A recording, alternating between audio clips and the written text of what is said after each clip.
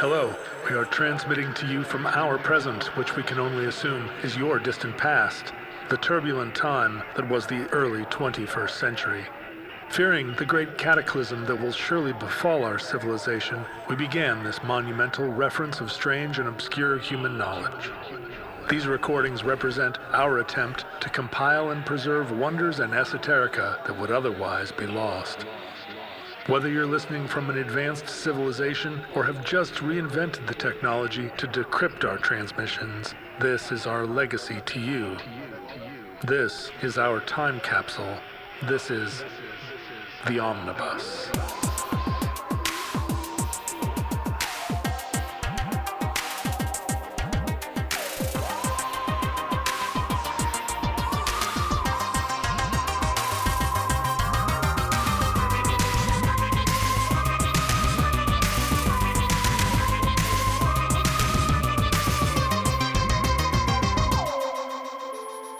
You have accessed entry 530.JB3822. Certificate number 25573. Glacier Girl.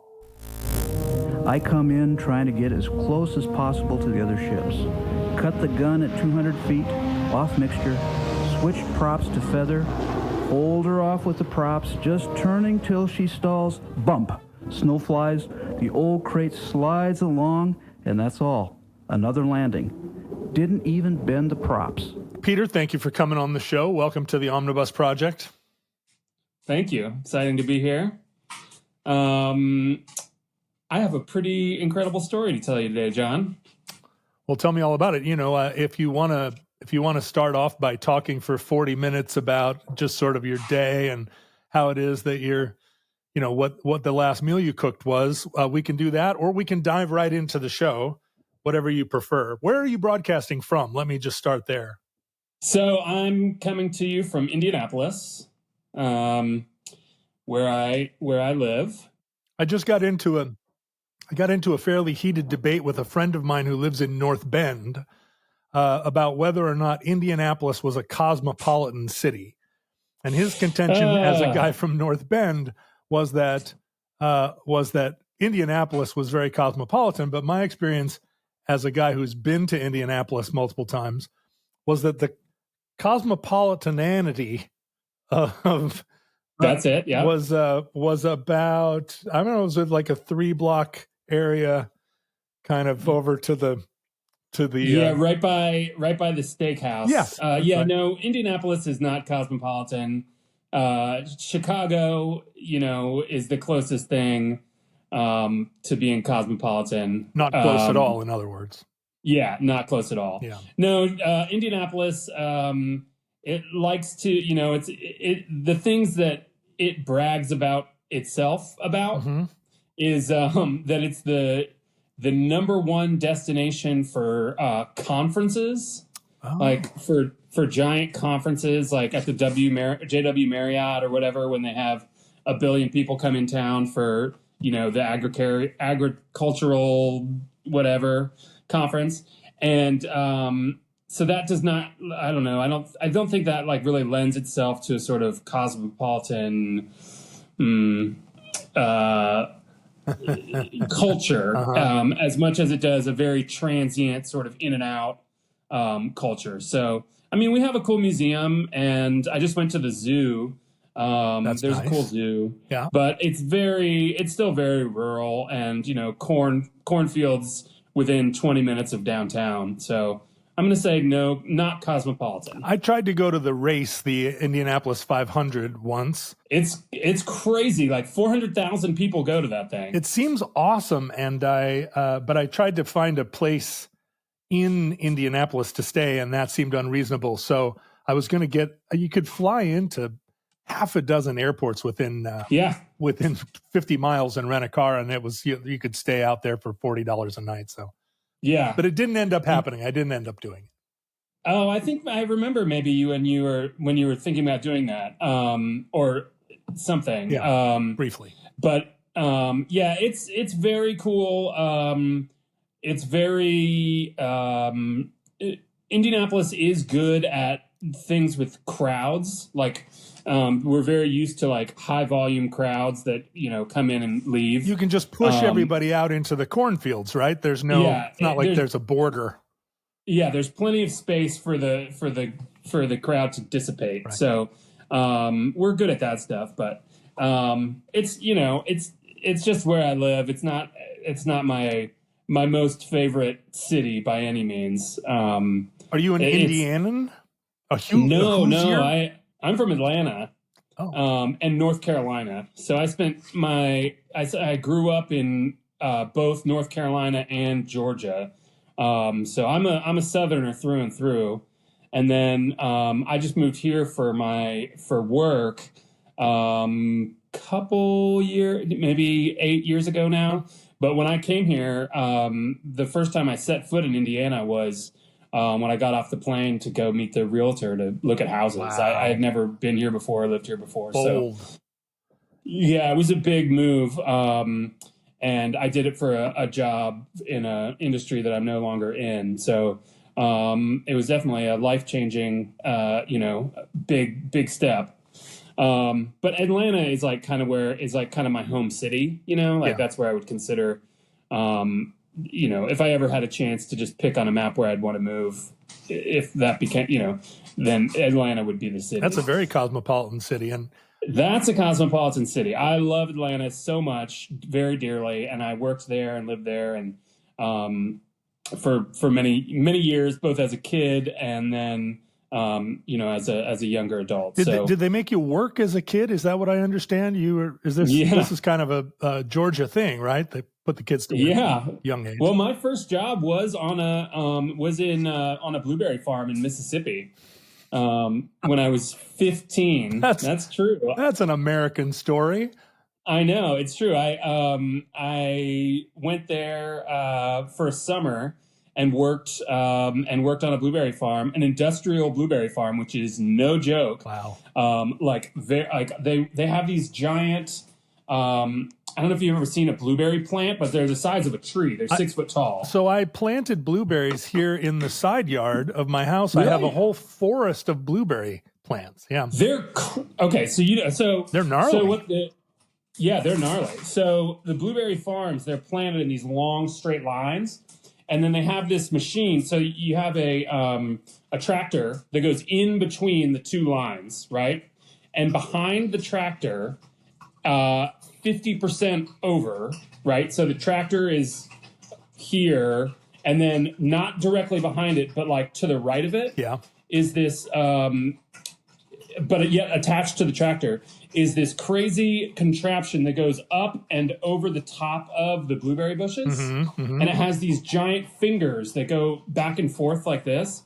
And so as the tractor goes down the middle of the line between the blueberry bushes, this device goes over the top of it. I mean, it's the size of a truck. Right. And it has these fingers that go back and forth and brush all the blueberries off the trees onto conveyor belts. And then you have two people stand at the back of it. And when the blueberries come off, they come into these baskets that once they get to 50 pounds, you put them on the roof. You stop the conveyor belt and put the thing on the roof. And that was your job, lifting 50-pound bushels of blueberries? Yeah, and so you get 200 of them on the top of this roof. I was 15. Me and one other guy. And the only time you got a break was when it got to the end of the row and was turning back around. You could run over and get hose water or something. Yeah. But it was intense. It was gnarly. And then when it rained, we worked on, we'd go inside and work on the blueberry conveyor belt, to box the blueberries. And I got to learn all the different ways that mechanically that we as humans have created to determine whether or not a blueberry is ripe or not. Oh, this is a technology. You don't just dig in there and say these are good, these are bad. So it goes through a whole an OK Go video of the blueberries get dumped on one end and then they go through a conveyor belt. And like a Rube Goldberg device? Is that what you're saying? Yeah, that's a Rube Goldberg device. It goes through, the conveyor belt goes underwater, and blueberries that are ripe and ready to be eaten will float, and ones that are too dense, they're not ripe yet, they'll go to the bottom. So you're saying that blueberries are witches? Yes, blueberries are witches. I've been saying it for years. You may have seen my bumper stickers. I didn't know. Never occurred to me. Yeah.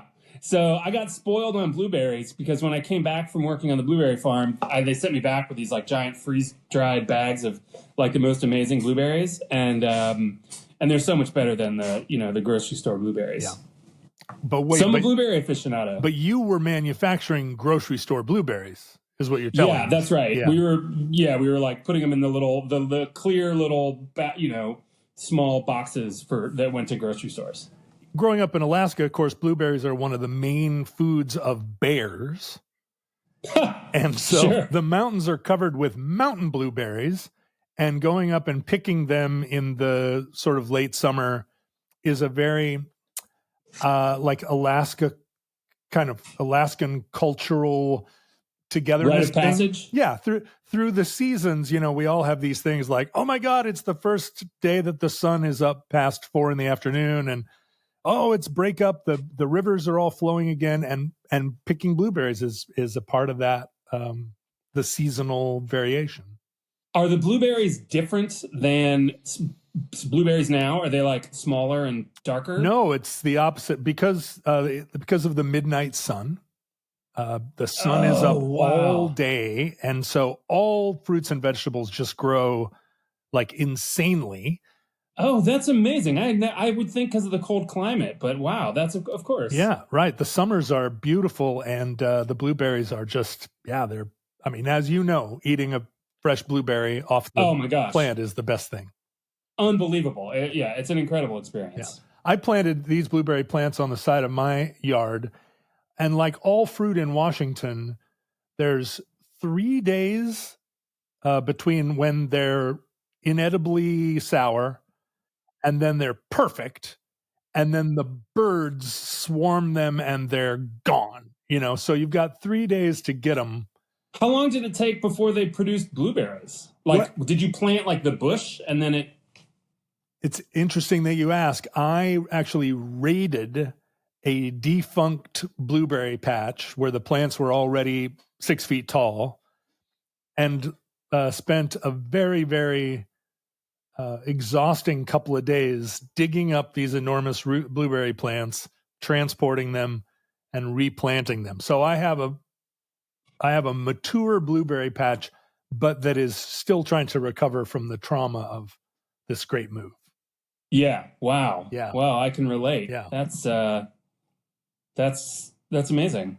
Well, blueberries are delicious. Washington is just full of splendors. Yeah. They're a superfood. That's right. They're an antioxidant. Mm-hmm. We know that they're a witch. So that's right. They're also a witch. Yeah, they convey witchy powers of some kind. It hadn't even occurred to me that if you have a blueberry smoothie, that it's really more of an incantation. Does that mean it's also a duck? That's a Monty Python. When they're like the witch. That's right. What else floats? That's right. You like short circuited my brain because my daughter is going through her, I guess, first teenage Monty Python phase. She has good taste. And every like nerdy girl at some point, or nerdy boy at some point at their freshman year in high school, just lives where every word out of their mouth is a Monty Python quote. Yes, I certainly did. Yeah. And just last night at the dinner table, she was just peppering me with Monty Python quotes. And the only thing I could do to get her to stop was to say, "We've got spam, eggs, and spam, and spam." And that would throw her to the ground, in convulsions of laughter. And then she would come back, trying to like Life of Brian me. And I would just be like, spam. And I spammed her, and then you just hit me with it, and it was so out of context. Does that mean she's also a duck that I just had to, I don't know. You could see the smoke come out of my headphones. I did. I was worried that I broke you. So today's show is something I think you're throwing a strike right across the omnibus plate here. Yes. Which is great. I think so too. As an early co-host, it's, I think, pretty good to like stay in the lane So lay it on me. What's the All right. paint a picture? So this is an incredible story that I also have a personal connection to. So I hope that I do it. I hope that I do it justice. Even better. In 1980, there were two pilots, friends. Their names were Richard Taylor and Pat Epps, both of whom were already sort of aviation. These would be soon to be aviation legends in the Atlanta community. Okay. Mm-hmm. So there's currently now an Epps airfield in Atlanta, which you may have seen if you're scrolling through airports or, small airfields and stuff like that. So as if I would scroll through small airports, which of course I have done. Which of course I have done. No, you're absolutely correct. I figured that's something you would do. Now let me just ask. You were not born in 1980, is that correct? No, I was born in 1982. 82. Okay, yeah. So an elder millennial. That's right. Apparently. Well, that's what they say. So in 1980, so these two guys, they're both aviation guys. Richard, who we're going to be spending most of our time with, Richard got his first plane before he had a car. He got in trouble as a young aviator for things like flying under bridges, which is not good. Nope, FAA doesn't like it.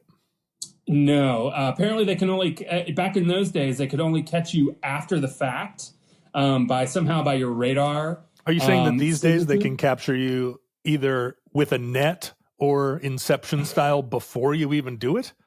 They catch you before you even do it. Yeah, if you have the thought, if they can see if you're picturing flying under a bridge, and then they break through the door.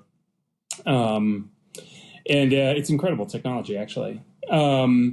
So these two guys decide to do this thing, which is called rolling the pole. Now, have you ever heard that term before in your aviation experience? I may have heard the term rolling the pole, but it wasn't in an aviation context. It was a different context. It was a rock and roll thing, and long time ago, I barely remember. Yeah. So, in the aviation context, rolling the pole means taking your plane, flying to the magnetic North Pole of the Earth, the magnetic North Pole, not the geographic North Pole. Sure. And then taking your plane, flipping it over, doing a roll, and then seeing... What's that? At the pole, I see. Okay. At the pole, above the pole, yes. And seeing what the compass does.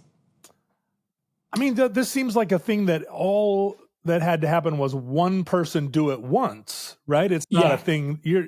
It's not a science experiment. They're just doing it to see it happen. Right. Okay. Right. And they would tell you that they are the ones who did it the first time. These two guys. They invented rolling the pole. I don't think they invented the concept of it, but according to them, they were the first ones to do it. So it took them 3 tries, 3 different years. 1978, they tried it, and weather pushed them back. They're flying from Atlanta through Canada all the way up, and it didn't work 2 different times. It didn't work. 1979, it didn't work. But finally, in 1980, they successfully did it. Now, the magnetic North Pole is actually like 3 different points, and they triangulated it and went over the middle of that point to make sure that they really nailed the math and science of it. So 2 questions. What kind of plane were they in? Oh, my gosh. I knew you were going to ask that. I shouldn't. Oh, gosh. It's all right. It's all right. I'm glad you have a reference book there. All the other plane questions, but I don't know that one. But go ahead. Okay, and then also I want to ask you about the magnetic North Pole as a thing that appears to be in motion, and also, of course, I have a question about whether or not you believe the magnetic poles are going to flip at any time soon. They're flipping right now, aren't they? Well, I hope they're not flipping. That's going to make all the toilets flush backwards, but also, isn't it going to bring all the satellites down out of the sky? I mean, these are some of the questions I have. Well, I don't know anything about the satellites or the toilets. Okay. Good. I think I made that one up. As far as the magnetic North Pole being in 3 different locations, I'm going to have to take their word for it. Yeah. They claim that depending on how you calculate it, at the time that you could get 3 different readings from different calculations. Sure. And they took all 3 of those and averaged them. I don't know how you average it. It seems like trigonometry to me. Probably. But then if it were to flip, I guess we'd all just have to hold our phones like upside down, or how. I don't know. Magnets, how do they work? This is the big question of our era. I think we might have to wear our shoes on the opposite feet. I'm not sure how that works. So they're up there flipping the pole in 1980, presumably in a civilian aircraft. Yes, in a civilian aircraft that they owned. And so they're both in the plane. And what they do is that they switch seats. And then one of them rolls it, and then they switch. And then they switch seats, and then the other one rolls it, or they switch who's piloting the plane. Yeah, I think they both had a yoke, so they could probably do it without like climbing go back and forth over each other, so that they would share in this aviation accomplishment, as they are the team that rolled the pole, rather than one or the other individual doing it, because they're best buddies. Between the two of them, they know who did it first.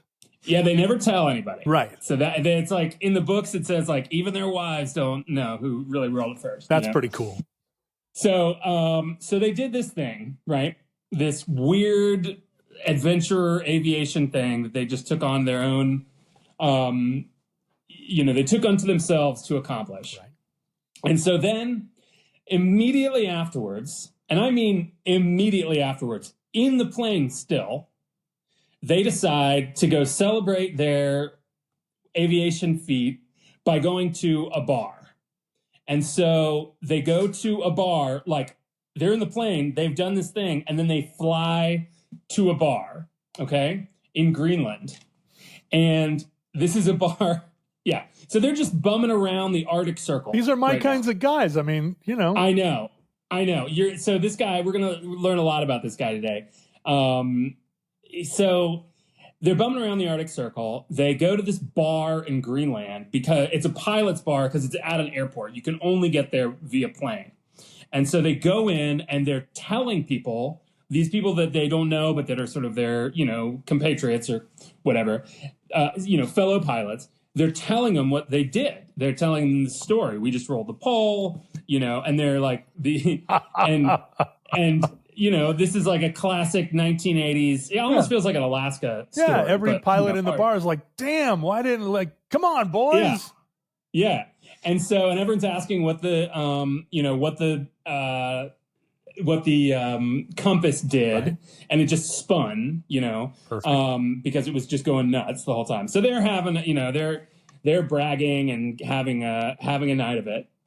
And so when they are at this bar, somebody at the corner of the bar tells them a story. Is this the thing where there's a guy at the end of the bar with his hat down over his eyes? And yep. And he says, have y'all ever heard of the Lost Squadron? So he tells them then this story. Okay? Mm-hmm. You with me? Mm-hmm. I'm on the edge of my seat. So the story that he tells them, in 1942, there was is it a fleet? It's not a fleet of a group of planes together. A fleet? I would call it a flight. A flight. So there's a flight of planes, and they are going from America to Europe. Okay?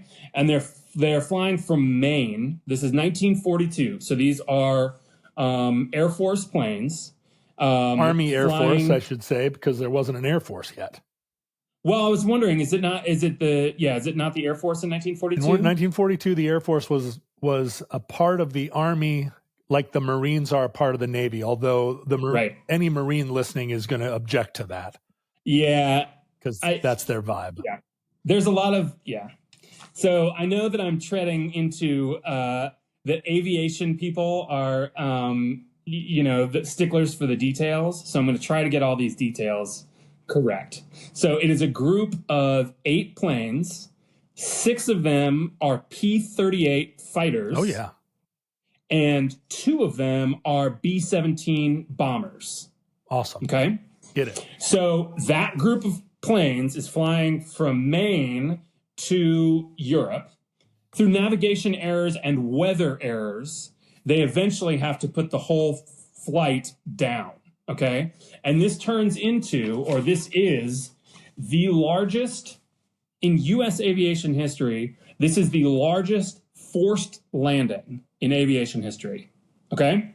They all ran out of gas. They got lost or something, or they got lost. The books go into a lot of detail about why they got lost exactly, but it amounts to that they were going one direction and then their compasses broke, and then they had a storm, and the storm was an electrical storm, and that messed them up even more. And then they circled around back, and when they finally broke through the storm, they realized that they were really low on gas, and they weren't going to make it to either their destination, and they also were not going to make it. They didn't have enough fuel to go back. But they were okay. They were like, okay, well, that's fine. We're flying over land. And so it was just the land they were flying over was Greenland and Iceland. So this sounds very much like a Bermuda Triangle type story. Yes, it kind of is a Bermuda Triangle type story, except that no one disappears and everyone is okay. This is a very positive story because the Bermuda Triangle, I feel like there's like boats that disappear and we never know where those people go, So we know where all these people ended up. And they ended up on this iceberg, which is very similar to the iceberg that actually took down the Titanic. So they're flying all around, right? And they decide, they're still in the air, and they're communicating with each other, and they decide that they are going to need to land these planes, all right?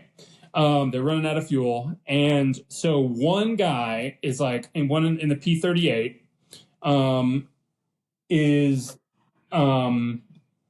he is going to go down first and check it out, okay? And see if he can land the plane because it's on ice. The conditions are crazy. There's weather. And they've never landed in this exact, scenario before. So they send one guy down, and he puts his landing gear down, okay? And then he goes down and he lands the plane, and then he goes, I don't know, a football field worth, and then the plane flips over. Plane flips over completely. Now, to people who are trying to visualize this, most World War II fighter planes are what we call tail draggers. They have 3 wheels, 2 under the wings, and then 1 on the tail. And when the plane lands, it bumps along, and then the tail goes down. A P-38 is a nose gear aircraft. It has tricycle gear, so it has a nose in the front, and those are not as sturdy to land on rough terrain because the nose wheel can dig in and the plane can screw up. Can flip over. Right. And so that's what happens. So the first plane that goes down, it's all shaky on the ice. It flips over. That's bad. Okay? That's bad. Bad news. Okay. But don't be alarmed. Okay. The driver is okay because the plane sort of flipped into heavy snow. So the top of the plane sort of fluffed down into the snow and saved the driver because it wasn't going into hard, it didn't like make a huge contact. It sort of, that one of the reasons that it flipped was because the conditions were so bad. And it was so snowy. So flipped over, driver's okay. So he then rolls down the window, up the window. I'm not sure about that, but yeah, I'm not sure the window rolled down, but sure. Okay. Let's this is let's go with that. I've had I had the privilege of hearing these guys tell this story, Okay. and that's what they said in the story. I will say I couldn't find that part of it in the books. Right. So that might be a little bit of embellishment. Or in the specs of a P-38. Like it's not like I have the specs. It's not a Ford Falcon. Like I'm not sure that it has like rink, rink, rink, rink, roll the window down. Well, it definitely wasn't automatic. I know that. Sure. I know if it was anything, it was a hand crank. Sure. So at any rate, he gets down and he waves at the other. This is the story. He waves at the other pilots and indicates to them, and he's indicating no landing gear, try to land without your landing gear. No landing gear. Belly up or belly flop. Right to the ground. Yeah. Right? Because now they're just trying to survive. They're trying to get all the planes down and get the people safe. This is less about making sure the planes are intact. Got it. Although, of course, they're not trying to damage the planes. But he's like, you're going to slide in. You're going to goose it in. Ease it in. I like this. No landing gear. So they do. So all the planes land, and they actually sort of land and then taxi into a formation. Okay, this is according to their, air patrol training or whatever. They actually land the planes kind of in a semicircle around each other. Wow! Wow! And with no landing gear, they're just out there with their. They just put the planes down. Once the planes are there, I guess they're not taxiing them, but they put them into near each other. So they're all kind of as a fleet, they're all kind of landed in the same area, which they then use. And you can sort of picture this or imagine this. Once they're down and they're all safe, there's some injuries. The guy who flipped his plane has some injuries, but nothing life-threatening. Once they're down, they create a makeshift camp. Right, because they have all these supplies because they were going to Europe, and they make the beds or the bay of the bombers into these like sleeping areas. They have campfires. They're listening to the radio. Eventually, they're playing cards. They have whiskey somehow. Somehow, So they have like this this kind of elaborate. It's a bunch of pilots. Yeah. World War II guys, and they create this this sort of makeshift like camp while they're using the radio. It sounds like an old West town. I mean, this is how America was founded. Just a bunch of hee-haws put in the wagons in a circle. They're communicating with whoever they can communicate with to try to send their location and et cetera, to get a rescue party coming to get them. And also during this time, they all took a ton of photos. Oh, I thought you were going to say they all took a ton of acid. No, well, if they did, that didn't make it into their record. But the photos are great because they look like they're having a blast. They're all like posed 3 deep in front of these planes. I can actually, let's try this. I can hold it up and see if you can see if this works. So they're like posing. Oh yeah, look at them. So there are a ton of them. Oh yeah. There's a ton of them where they're all kind of like standing next to the planes, and it shows what they. Here's a big one. I know we're going to put these in the thing, but I just wanted to show you. That's awesome. Look at that. Yeah. Oh, that's awesome. Now I can picture it. And look how every single propeller is just bent out. I mean, bent. They're just like, yeah, and that's going to come in. That's going to come into play later. So these guys are on the ice, and they're communicating with other pilots eventually, and there is a rescue mission that goes into place that eventually saves all 6 of these, or I think, actually I don't know the number of guys. Must be more than that, because those bombers would have had 6 guys in them at least. Yeah, so I don't know the total number. Well, maybe of guys. They were just ferrying them so they didn't have a full complement of, this is some nerdy talk now, but. Yeah, because there's 8 planes total. So there would have been more than 6 guys. Yeah. So anyway, it's a bunch of guys. So they put together a rescue mission. Now, the first part of the rescue mission is a couple planes drop off supply boxes, you know? Once they've found their location, their buddies go by and drop off some supplies with like medical supplies, more whiskey, current magazines. Sure, Playboy like, magazine. you know, Now it's the first thing you drop off. Yeah, and Although they actually it didn't exist yet, but yes. They also dropped off condoms as like a little pilot joke. That's funny. Anyway, so they get supplies. The people know where they are. And then a two-pronged rescue mission goes into effect where one part of it is sled dogs coming overland to because they thinks that the one pilot they know that the one pilot got hurt. They don't know how badly or not. So they're bringing a sled that has a that's a litter. Like a litter, right? So that they can take this guy out if he can't walk, right? But they're bringing sled dogs. They're bringing all the supplies. So and then the boat is coming. A boat is coming at the same time, and so eventually the sled dogs get there and they all sled out, and then they go. So they travel overland to the coast, they get on a small boat, and then they get carried to a Coast Guard cutter, which rescues them. And they get a big meal, they're all safe, they're all, high-fiving each other, and everybody is safe and sound.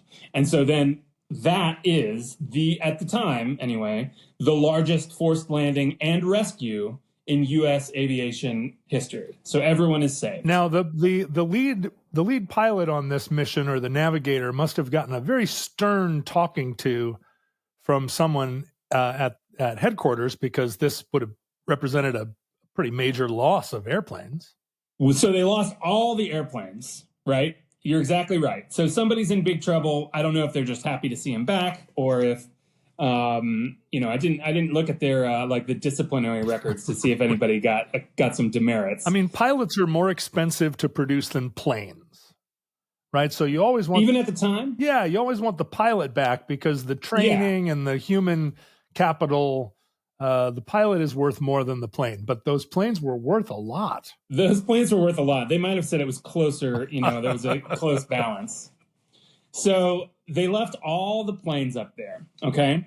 These are not the only planes that are left on this ice cap, but they're the only U.S. military planes that are left up there, okay? So as the years go by and other people fly over that area, these planes become a landmark of sorts. Right. Maybe landmark is the wrong word. No, I think that's the right word. Yeah. A navigation aid. Right. It becomes something that you can see from the air.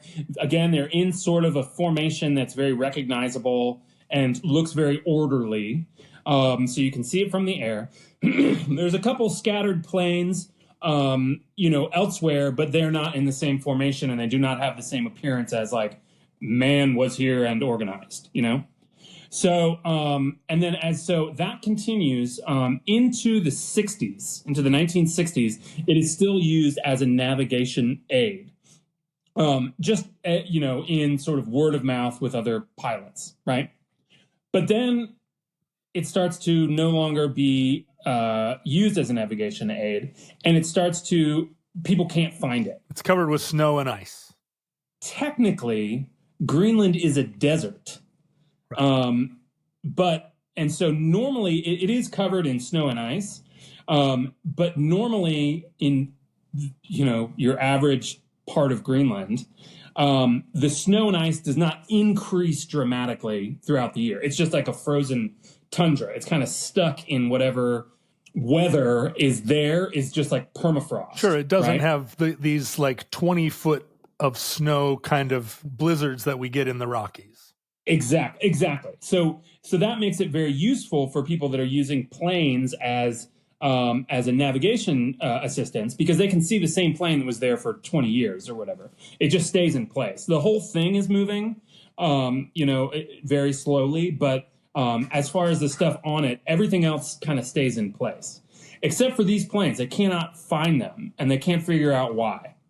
And I should say to people who are kind of curious about why these planes weren't salvaged, at this time, these planes they had almost no value. There were so many of these aircraft after World War II, they were just getting junked and scrapped everywhere.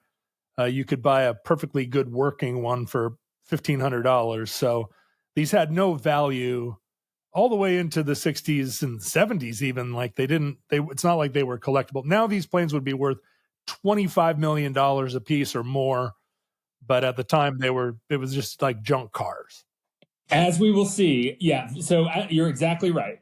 Yeah. So at the time the only value that they had was to other pilots as a sort of navigation aid. They were not anything. They were just maybe interesting. Interesting. Right? So the Danish government had the salvage rights on them, however, because they had salvage rights on everything that was in Greenland. Because Greenland is a territory of Denmark. That's right. So our heroes, Richard and Pat, hear that story. They hear the story of the Lost Squadron while they're sitting in the bar in 1980, having just rolled the pole. They hear this story, this old aviation story from, our stranger down at the corner of the bar, right? So Richard decides, he says, I'm going to fly one of those planes off of the Glacier. These guys, they're from Atlanta. So basically what you're saying is that this is the bandit and his buddy, and they're just like hot rodding and drinking. They are hot rodding. Wow. They think they can do anything. They just rolled the pole, which they may have made up as far as I know. Like these guys are nuts. Now, but these guys are also, they have a lot of resources. They have day jobs. Richard is an architect.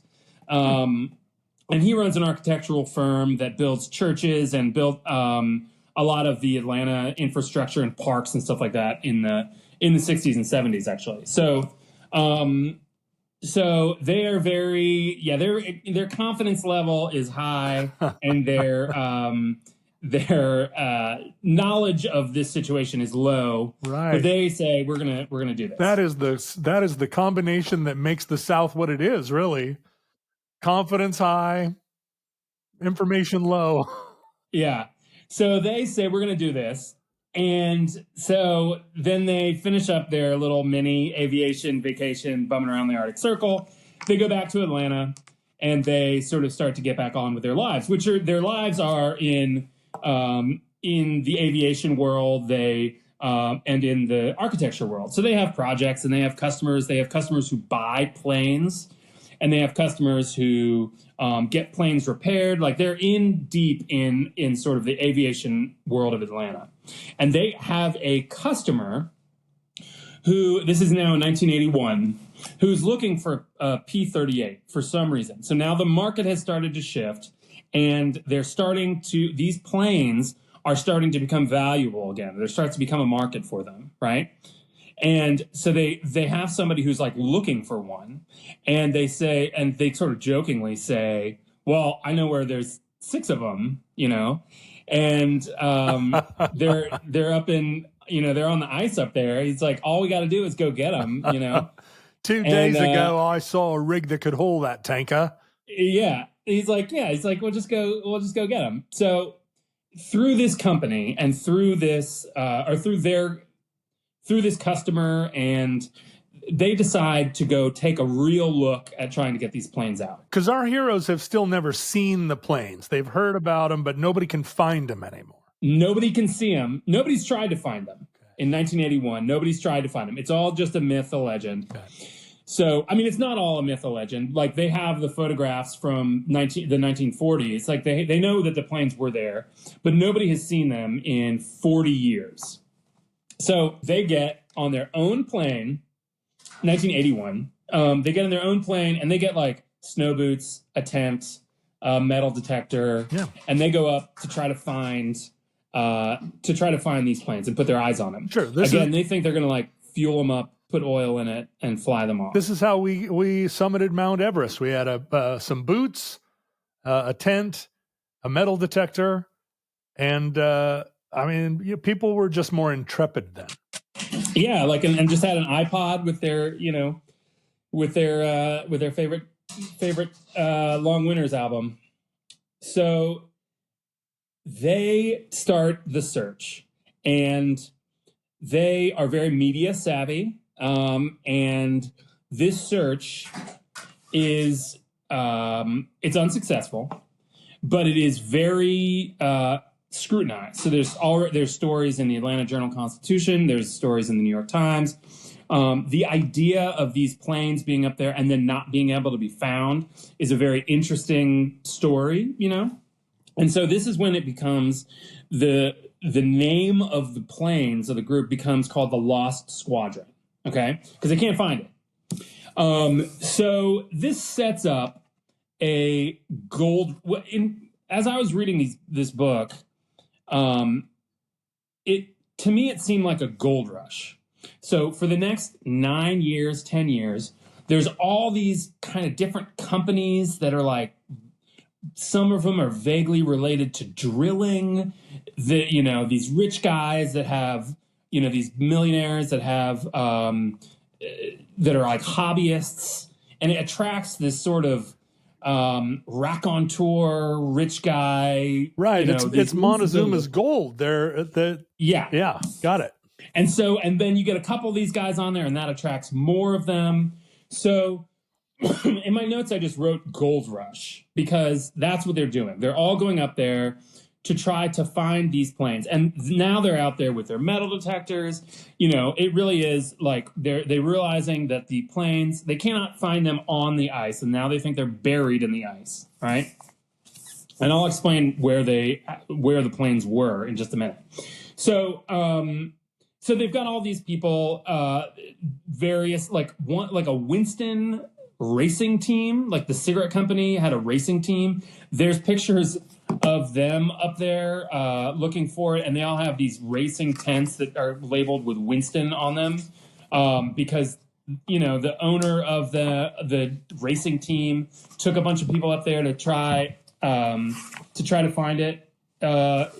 Winston Recovery Team. Oh yeah. Well, people your age may not remember a time when all cigarette advertisements magazines were basically supported by cigarette and whiskey ads, and all cigarette advertisements in billboards and magazines for Camel and Winston featured like bearded guys with Robert Redford hair who were either trying to drive Land Rovers across the Darien Gap or I guess in this instance, trying to find the lost squadron. I don't remember this specifically, but it's tailor-made for a cigarette ad. It's right down the line for a cigarette ad. Here, I pulled up this too. I don't know if you can see. Awesome. But they have, and all the tents are labeled Winston. They're turning it into an advertising opportunity. For sure. And a photo, an opportunity for photographers even before they've found anything. And so there's a lot of details, and the companies get created and then get dissolved and then get bought by other companies over this 10-year period from 1981 to 1989. Okay, and they are utterly unsuccessful. No success. Wait a minute, you're kidding? Because one thing I know about pilots is they love charts.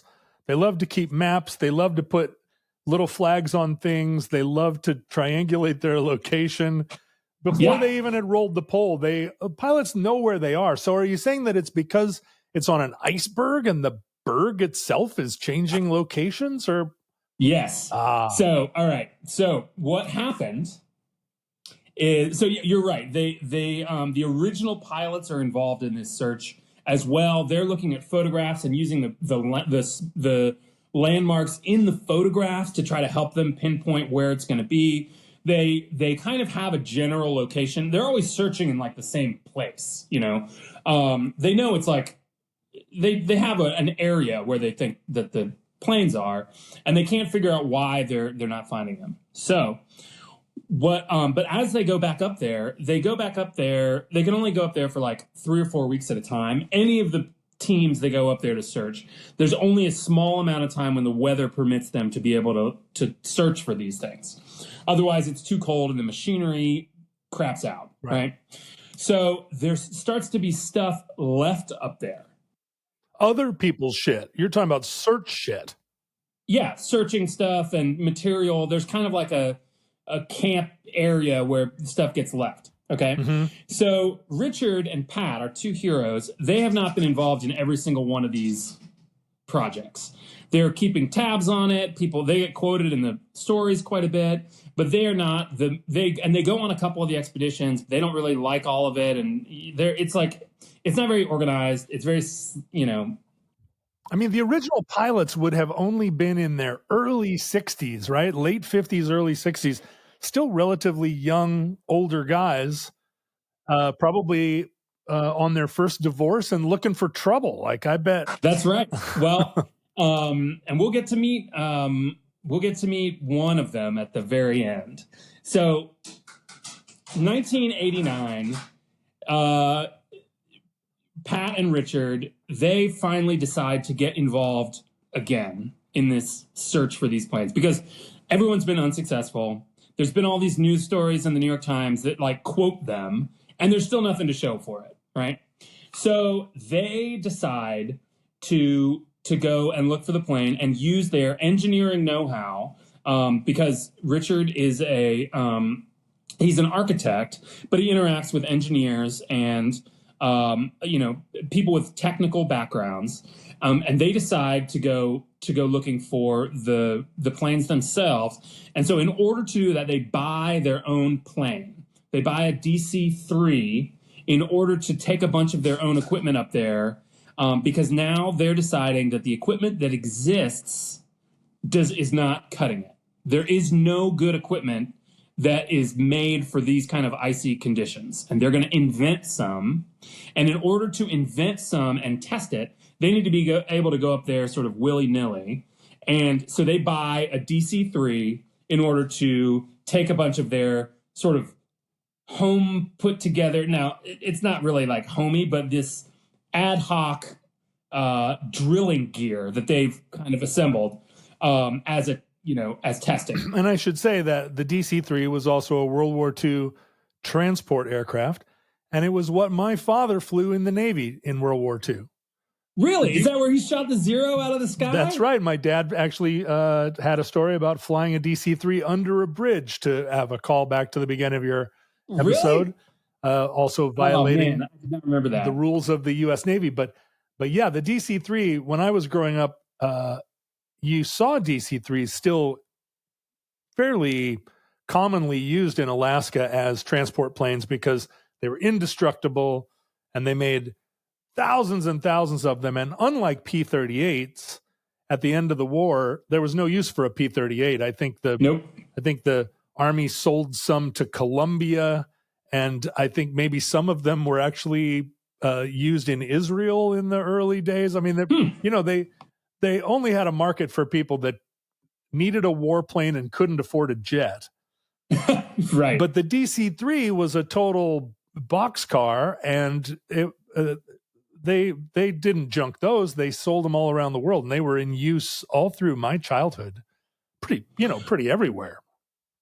Well, this has a little bit of a connection to your neck of the woods in that these guys needed to outfit their plane with skis. Mm-hmm. With the DC-3 doesn't come with skis, and they needed to put it on there. So they flew the DC-3 to the Northwest Territories, and got it outfitted with skis there. Awesome. And then flew it back to Greenland. Awesome. With all this, so that it could land and kind of come in and out of their work area, their campground, their drilling site, which is what it's going to be. And so their DC-3, and again, there's pictures of this, that is now outfitted with these, with skis. So now it's a snow DC-3. This kind of hillbilly ingenuity, like if it were applied to something, I mean, these guys could have probably built something that took them to the moon if you just gave them enough money and enough time. It was wild. And money was always a problem for them. They're always half the book is about them like how they have to raise capital, and they're raising capital against the future value of the plane once it's restored, like this kind of thing. So they get the DC-3, and then they get a guy who invents a ground-penetrating radar, low-frequency ground-penetrating radar that they call the ICE-scope. ICE-scope. And they use this radar that they built only one of, and they think that they have finally found, they've gotten a hit off this radar and that they found a plane. Problem is, it's almost 300 feet underground where they've gotten this ping. Come on. Yeah. So they're like, what on earth? Why is this so far down? It was almost an accident that they got the reading that they got. Like, they weren't thinking it was going to be that far down, but the radar like dinged off. And it said the reading that they got was that it was metal. Is this an Ancient Aliens story? No, it's not. It's not. It's even better than that. It's a human ingenuity story. So then what they do is they drill a very small hole straight down, like a drilling hole. This is where the oil companies eventually kind of get involved because they start to use materials and tools of like oil drilling. So they basically, what they do is they take a reading.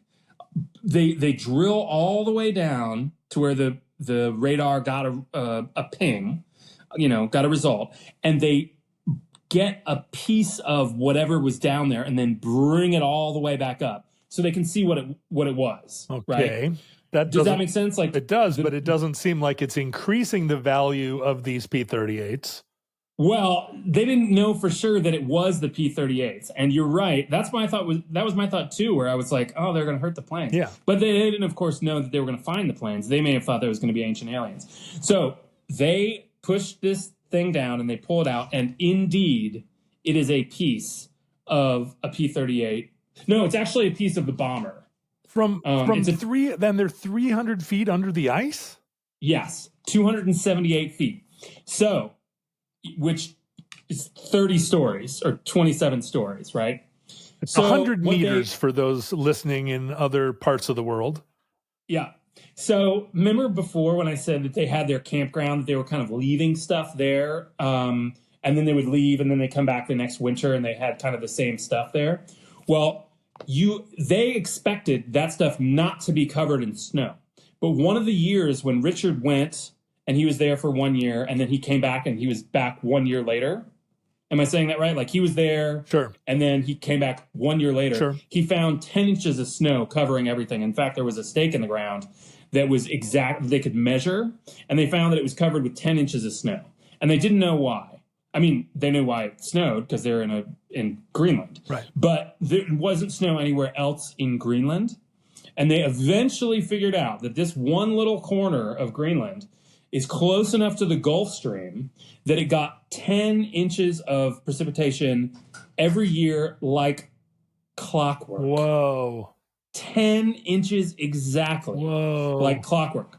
So they were able to then calculate, because they knew the exact dates of when, when the planes landed and when they were now. And so they could figure out exactly how far underneath the planes should be according to that math. And they calculated all of their radar and everything, and they got 1 million hits. They found the whole group of planes. Wow. Once they finally dialed in how far they'd been covered in ice. So the iceberg had swallowed all 8 of these planes and pushed them down, down, down into the earth. So these guys now are doing science. They've discovered something that meteorologists are interested in. The nation of Denmark is taking notice. Yeah. Everybody, and so then all of the reports that had been in the New York Times and et cetera are now back in, there's like more interest in this story than ever before. And there's an incredible diagram here that I'm going to show you. I promised to stop holding stuff up to the screen, but this diagram is incredible. So now begins in earnest. They're doing real excavation work. And what that work is drilling. Okay? So I want to show you this diagram. I'm going to hold it up just for a second so you can understand. So this is the surface of the Earth, right? Yeah. This is where they're... The ice, right? And this is where the plains are. And this is a 30-story difference. Yes. Okay? At this point, one would ask, is this now not worth it anymore? Yeah. I think their financiers all asked that. Right. And I think that they continually lost their financing and their backers and their public support constantly. Right. But these two guys were driven. Now they're 10 years into it, you know. Sure, they're they become driven lunatics. If they weren't already, they'd become lunatics. Yeah. So Richard and Pat now are in earnest. They found the planes. They're looking for the planes, and they know where they are. And so they're creating now. They're using some of their contacts in the oil industry to create drilling tools that rotate hot water through. Mm-hmm. So it looks like a giant top, and it's enormous. And what it does, it's got a point. It's this thing right here. Yeah, it looks like a spinning top. Like a spinning top. But it's the size of like a Volvo. And it has hot water rotating through it. So it sinks down into the ice. It melts the ice, leaving behind a column that they can then put like supporting beams around. Sure. To create this very long, deep, boring hole straight down into the earth. Okay? Right. Are you following me? Yeah, with walls lined of refrozen ice. Right. And they're constantly worrying about it cracking and falling in on them because this kind of ice digging or ice mining, I don't even know what the right word is, ice boring down, ice drilling has not been done before. Right. Right. On this scale. So they're constantly, there's patents that get created for this. Okay. Just in case anybody wants to rescue some other P-38s to 300 feet under the ice. Well, the people are still trying. Mm-hmm. So they just found another one recently. So anyway, they are drilled with this massive thing that they invented. They and the team of people that they're working with invented this thing called the Super Gopher. It's going down. They finally get down and they find the bomber. They had already found the bomber, but they get the bomber, they get to the bomber enough to see it and interact with it, and it is crushed. Oh, okay, boo. It's crushed. Yeah, very disappointing. Boo ice. We're now talking about in 1990. Okay, so it is crushed, under the ice, which is exactly what you would expect, or at least what I would expect. Sure. Right? You had to think about that. But they are not dissuaded. They continue to look and continue to drill. And then it takes them another 2 years. But in 1992, they finally discover the P-38, and it's intact. Craziest thing ever. Right. It's 30 stories under the ice. It's intact. The only thing that's broken is the plexiglass over the cockpit. Right. But everything else is intact. The clock is still in there. It's intact. The whole plane is preserved under the ice. So now that these planes are worth tens of millions of dollars, people are recovering them from the bottom of the ocean. People are restoring these airplanes from absolute wrecks. And it's kind of like sometimes they do this with old Porsches where really the only part of the old plane that's still there is the little plate with the serial number on it and one headlight, but they're not making any more of these. So yeah.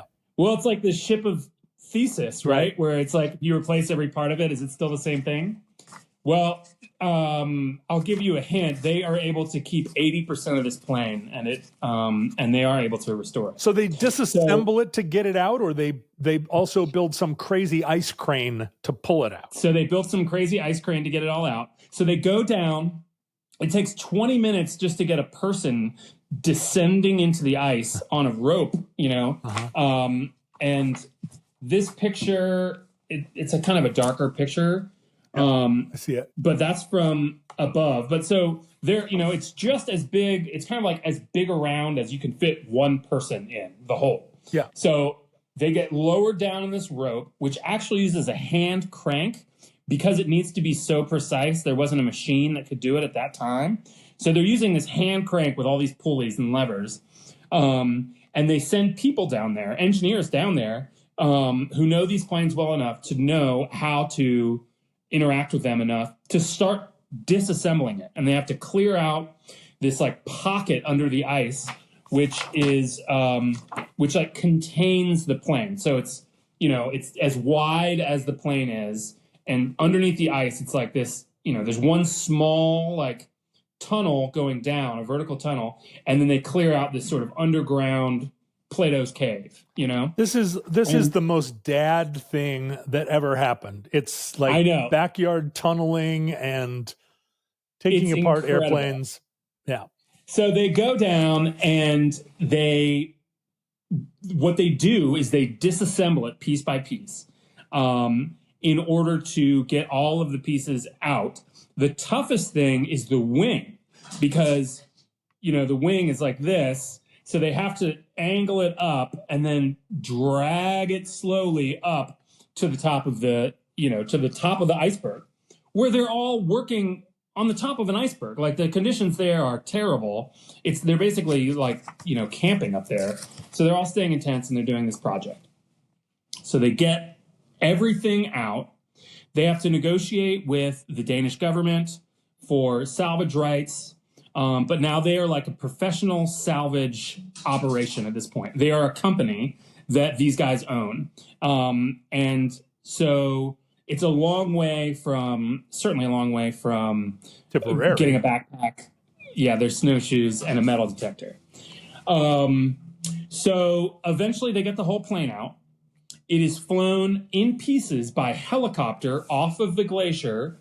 It's taken by ship to Denmark, and then to Sweden, and then finally to Savannah, Georgia. Along the way, the Iraqi war starts, and some of the materials and ships and things that they're using to transport all this stuff gets reassigned to go to the Middle East and pauses the whole operation for like 6 months, where they're on, international politics has interceded to pause their plans. But eventually they get it over to Savannah. And then from there, eventually it goes to Kentucky, where they restore it. It does feel like the trip from Denmark to Sweden could have been avoided.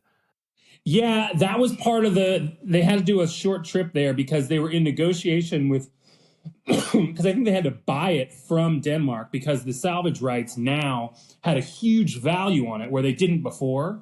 They had negotiated the salvage rights like in 1981 when it was literally scrap, right, as you said. Right. But the market for it now is huge, and it's got all this attention. So suddenly they've found the golden goose, and Denmark wants their cut. Right. I guess. Of course, I get it. And Kentucky, if I had to pick an American state where I would restore a P-38, Kentucky would be like number one on the list, really high up on the list. Yeah. So they take it to Kentucky, and then by this point, it's owned by a person who owns a company that restores planes has now bought it, and it slowly gets restored, and it takes 10 years. It takes from 1992 to 2002, but they restore They restore it using 80% of the original parts, which is you may be more familiar with that kind of like language about it, but that's their like internal lingo for how much of it is original, I guess. Right. So 80% of it is original, which is very high. And so then in 2002, They get the original pilot, and they get all these people that were involved in the, salvaging of it, and it flies. It doesn't go very far. It flies around, goes in a couple circles or whatever, and they take a bunch of pictures with the original pilot and Richard Taylor and all of our friends there, as it takes its first flight. Phenomenal.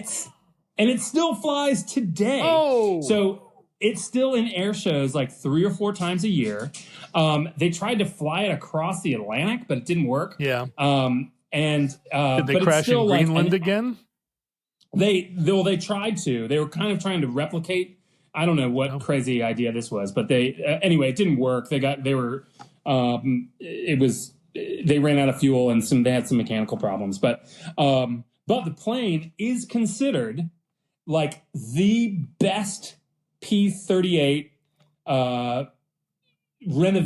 renovation of all of the renovated P-38s. Wow. This is the best one. Wow. It is like the platonic ideal of a P-38. And it has been restored. They found all of the original. The guns were actually like a really big deal because it's the only P-38 that that's now, when you see it, has its original guns, on it. They found all the bullets too when they were excavating it, right? Because it had never been used in combat, right? So, and it is, for whatever reason or however history has happened, this is the only example of that plane with all of the original like war hardware, right? Because they would have when they decommissioned the planes in 1945, first thing they would have done is tear all that stuff out, right? But this one was still in the ground. And it was in the ground for 50 years, slowly 10 inches at a time getting buried under this glacier in Greenland. And it took these two guys, 10 years to get it out. And then it took another 10 years to restore it. But it still flies. It's called Glacier Girl. You can see it. And it's beautiful. It's a gorgeous plane. In 2017... another team went up there and found another one of the P-38. So they know where another one is, but none of the other ones have been brought out yet. So this is the only plane that's been brought out from the glacier that is salvaged. But in the intervening 30 years, there's another 300 inches of snow on top of them, or? That's right. It keeps going. So they're getting farther and farther down.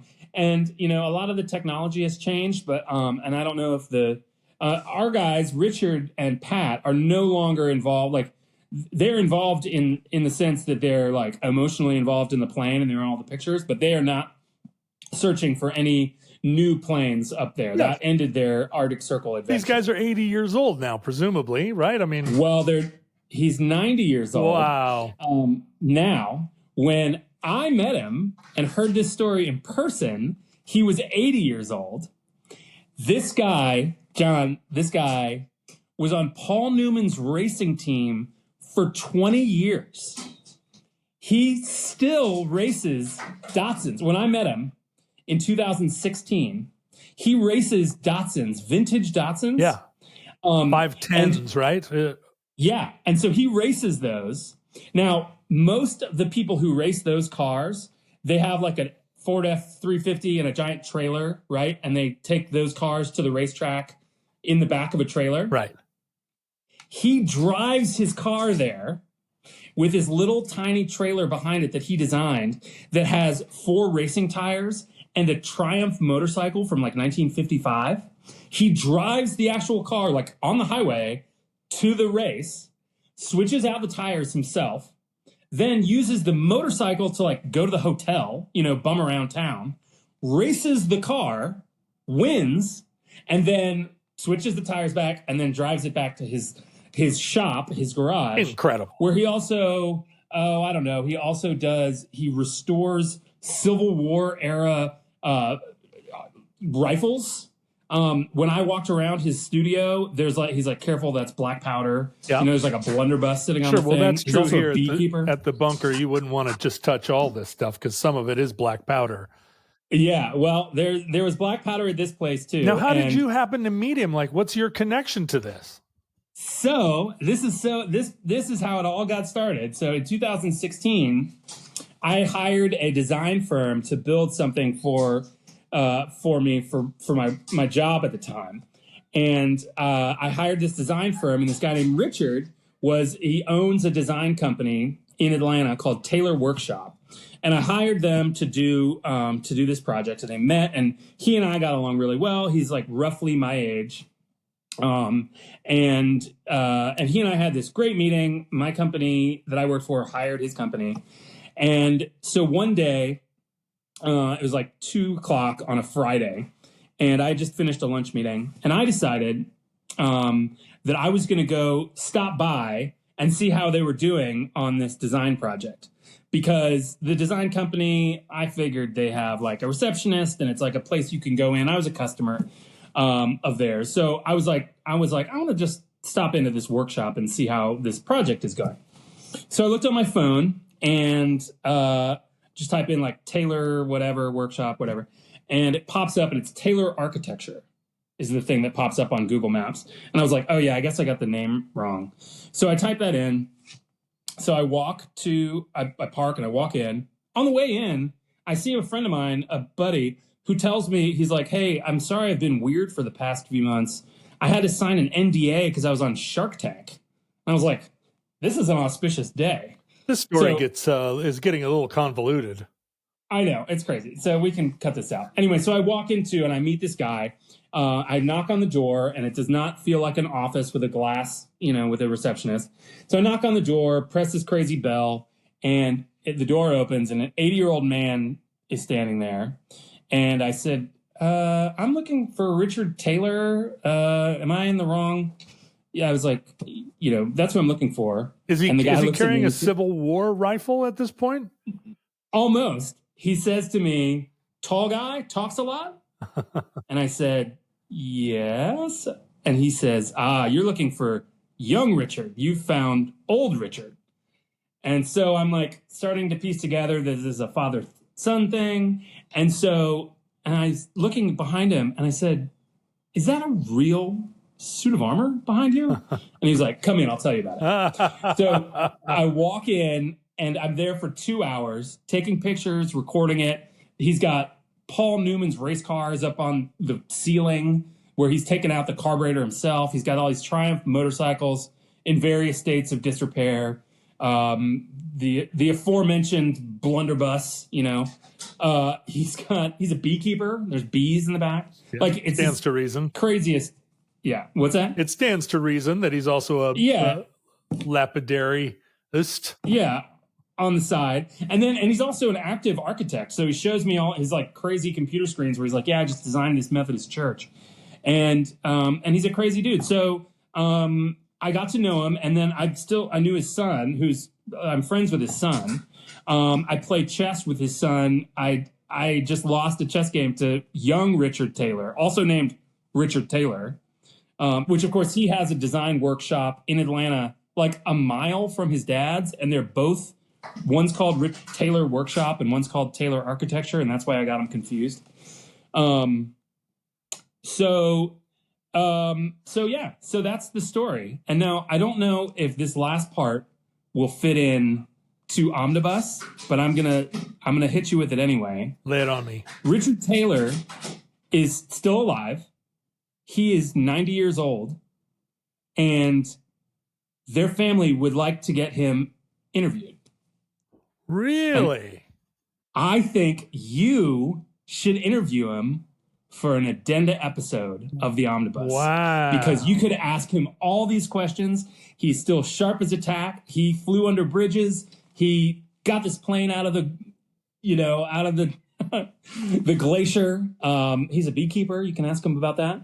So, and I should say that the correct term for a beekeeper is an apiarist, not a lapidary. Lapidary, because those are gem finders, lapidaries, whereas apiarists are beekeepers, right? Well, this almost feels like a thing that they're in Atlanta. They're in Atlanta. Feels like a thing I should fly down to Atlanta to do rather than force him to deal with these ungainly computers. I agree. They would set it up. I mean, they could set him up on a computer, but yeah, he is an amazing guy. I haven't seen him in 6 or 8 years because I moved away. But he is, he's still active. He wrote his own version of this story. Check out this book, John. So it's this big. Yeah. It's this big. Wow. It's like a textbook. Wow. And it's so dense. It's like a textbook that he wrote, wow. But it's called Glacier Girl. Wow. The Search for the Lost Squadron. It's on Amazon, but the book that I read for this event came out in, I don't know how many years ago, but it came out before the plane was finished being restored. Yeah. So I think it came out in 2002. And it's a big glossy like picture book. And so then I went and saw at kind of the book release, I went and saw Richard and Pat, who I knew at this point, give their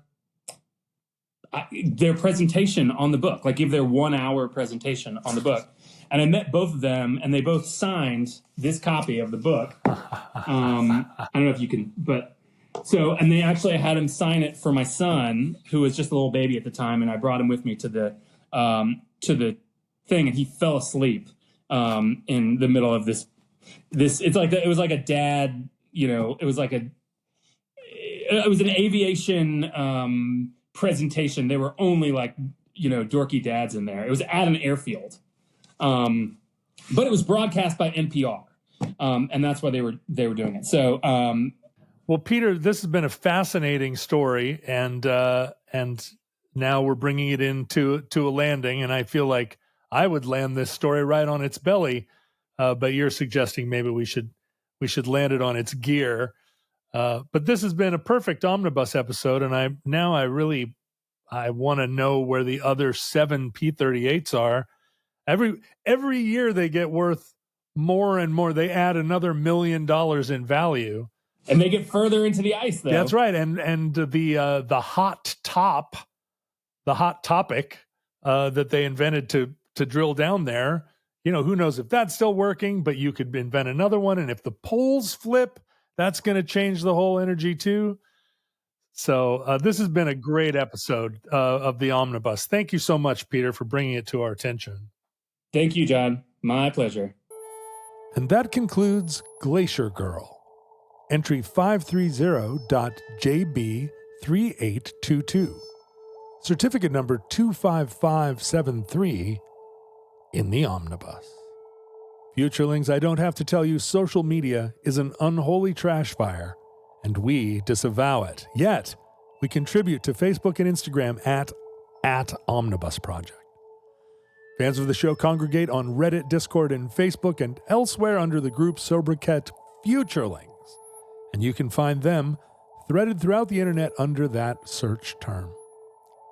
Our address for email was theomnibusproject@gmail.com.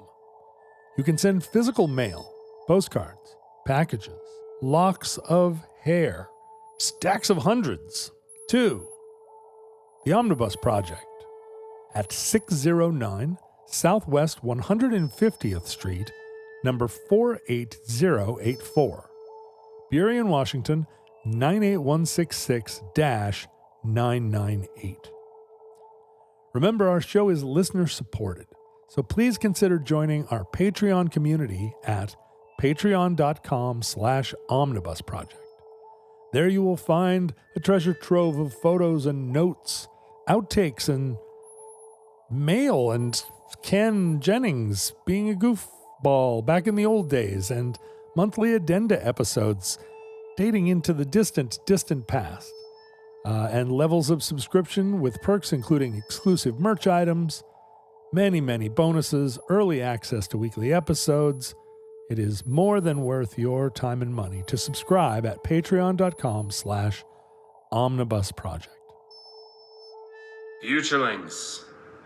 From our vantage point, in your distant past, we have no idea how long our civilization survived. We hope and pray that the catastrophe we fear may never come. If the worst comes soon, this recording, like all of our recordings, may have been our final word. But if Providence allows, we wish you many goods and cheese, and hope to be back with you soon for another entry in The Omnibus.